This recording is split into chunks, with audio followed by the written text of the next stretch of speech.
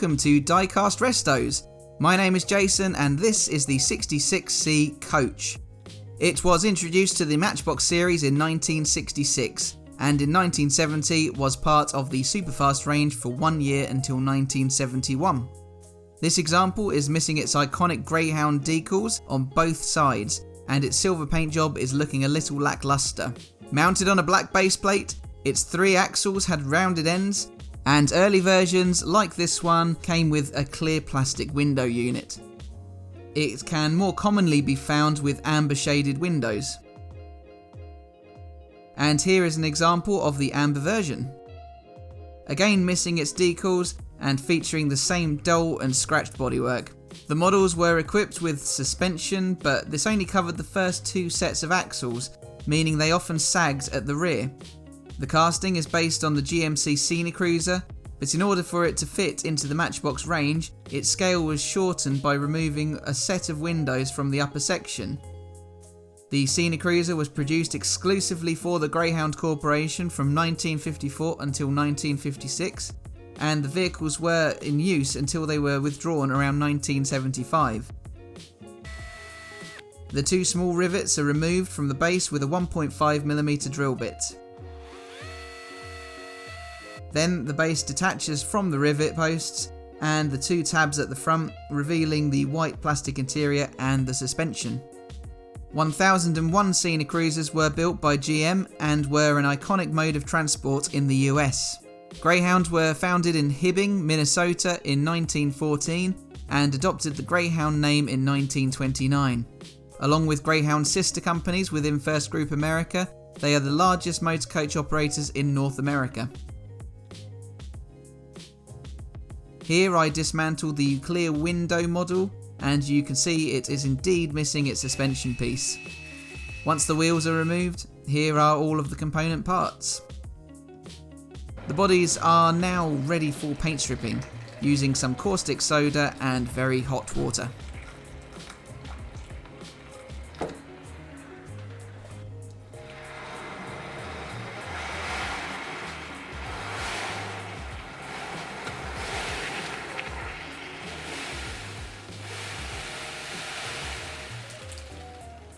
Now, because of the shade of the aged paint on the bodywork, it doesn't appear that the caustic soda has really achieved a great deal.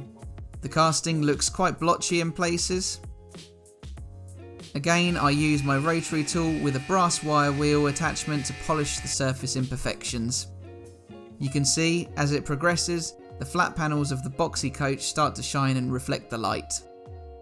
The Cinecruiser was designed by Raymond Loewy, a famed American-French industrial designer. Along with the iconic Cinecruiser, he also designed the logos for BP, Exxon, Shell, and Trans World Airlines. He was also responsible for Coca-Cola vending machine designs and their bottle redesign. In addition, he designed cold spot refrigerators, the Lucky Strike packaging, and the Air Force One livery. Here I am going to tap the front bumper back into shape as it has been ever so slightly dented. Loewy didn't stop at his product redesigns, he also was involved with the design of the Studebaker Avanti and Champion automobiles and multiple railroad locomotives. He was featured on the cover of Time magazine in 1949. Here is the casting post-primer, no evidence of gouges in the bodywork, it's all looking very smooth. Now I apply the Tamiya TS30 silver leaf paint to the model. This has quickly become one of my favourite rattle can colours. I think the metallic colours adhere to the primer a great deal better than the flat shades. Here's a little look at it closer up after its first of 2 coats. Plenty of rust had built up on the axles over the years, so I put the flatter ends into my battery drill and rubbed them against some P320 wet and dry sandpaper. Now I begin cleaning the plastic parts. Not sure the steering wheel was meant to come off quite like that. I'll have to glue that one back in later. Next I attend to the amber window piece. Personally, I prefer the amber over the clear, it makes the model stand out a touch more. Then I can clean up all 12 wheels. before applying some Citadel Gloss Nuln Oil to each of them. The Scenic Cruiser was a favourite of Matchbox designer Jack Odell, and it became one of very few Lesney models to be remade by his own company Lledo in a larger scale. Only very minor base modifications were made during the 1970 Superfast transition for the 66C coach. Base plates could also be found in pink and pale yellow, as well as the traditional black, while the tabs at the front of the vehicle were later painted the same shade of silver as the bodywork. Now I reattach the wheels to the base and paint the ends of the axles with a chrome pen. The final task prior to reassembly will be applying the reproduction transfers. I picked these up from Black Square Decals. They are of a good quality, but aren't an exact match to the original, unfortunately. It's really more of a font issue though. The lines and logo are fairly accurate to the factory original, although earlier versions had a yellow background on the decal. Here I have a collection of all of the parts required to rebuild these two models. I lay them out side by side and can begin to pop the parts back to where they belong. The windscreens are first in, both in fairly good condition, perfectly reusable.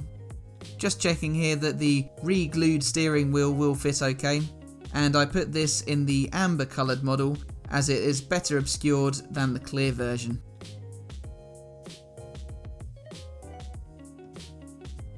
Now I attach the suspension piece, one of which is a reproduction from modelsupplies.co.uk.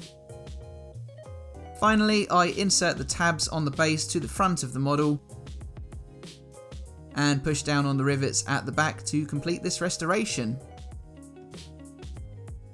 So here is the grubby clear windowed version of the 66C coach with its patchy paintwork, missing decals and its slightly scratched windscreen.